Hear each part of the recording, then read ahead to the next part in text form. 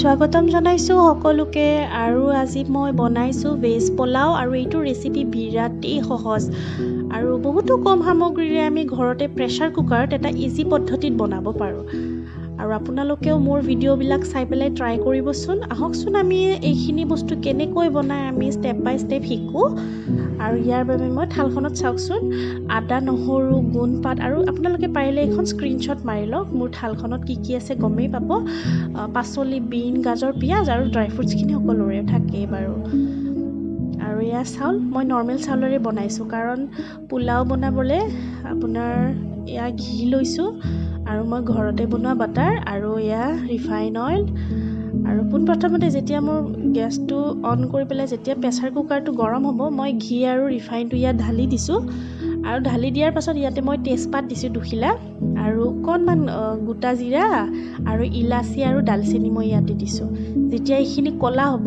তেতিয়া ইয়াত মই পিঁয়াজখিনি ঢালি দিম আৰু পিঁয়াজখিনি যেতিয়া অকণমান ৰংচুৱাকৈ মই ভাজিব ল'ম আৰু যেতিয়া অকণমান ৰংচুৱা নিচিনা হ'ব তেতিয়া মই ইয়াত থকা গাজৰ বিন আপোনালোকৰ ঘৰত যি পাচলি আছে আদা নহৰু আৰু ড্ৰাই ফ্ৰুটছ কাজু বাদাম কিচমিচেই মেইন বাৰু মই যি দিছোঁ ইয়াত মোৰ ঘৰত যি আছে মই ইয়াত গোটেইখিনিয়ে ঢালি দিছোঁ আৰু এইখিনি মই এতিয়া ধুনীয়াকৈ কম জুইত ভাজিব লৈছোঁ আৰু এই ভাজিখিনিৰ জোখত নিমখ অকণমান দিবলৈ একেবাৰে নাপাহৰিব মই নিমখ দিয়াৰ পাছত মই যে ধুই থৈছিলোঁ চাউলখিনি সেই চাউলখিনি মই ইয়াত ঢালি দিছোঁ আৰু পাৰিলে এমুঠিমান জহা চাউল দিব গোন্ধটো বহুতেই ধুনীয়া হয় আৰু এইখিনি মই যেতিয়া ভাজিলোঁ ইয়াত মই চেনি এচামুচ দিছোঁ মই দুজন মানুহৰ বনাইছোঁ এপোৱা চাউল ইয়াত পানীৰ মেজাৰমেণ্টটো আপোনালোকে চাই ল'ব কাৰণ যদি আপোনালোকে এপোৱা চাউল দিছে এই ষ্টীলৰ গিলাচেৰে এগিলাচ পানী ইয়াত এগিলাচ পানী দিব লাগিব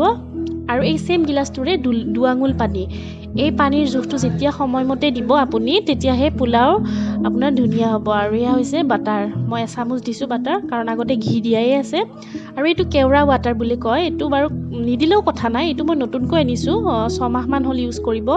মাত্ৰ 65 টকা দোকানত দিলেই পায় যিটো একদম ফ্লেভাৰটো বিৰিয়ানীৰ নিচিনা লাগি যায় আৰু যদি এইটো দিব পাৰে আৰু নিদিলেও নাই আৰু মই ঢাকোন খুলিছোঁ এতিয়া চাওকচোন মোৰ ৰেডি হৈছে অকণমান এতিয়া লিকটীয়া নিচিনা হ'ব কিন্তু যদি বনাই ঢাকোনখন খুলি 10 মিনিট বাহিৰত থৈ দিব ধুনীয়া এটা নিচিনা হ'ব আৰু ভিডিঅ'টো চোৱাৰ বাবে আপোনালোকক অশেষ ধন্যবাদ দেই।